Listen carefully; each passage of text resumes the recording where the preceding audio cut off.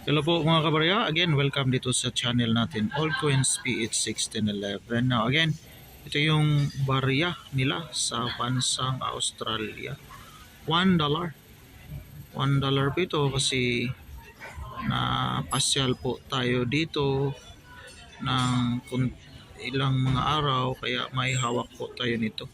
So sa ngayon po nasa airport po tayo dito, waiting po tayo sa ating airplane para mag on board po. So while waiting, at least may libangan tayo dito na barya na hawak. So again, $1, 2002. So ito yung barya. Again, Queen Elizabeth II, Australia, 2002. Ito yung kaniyang verse. While ito naman yung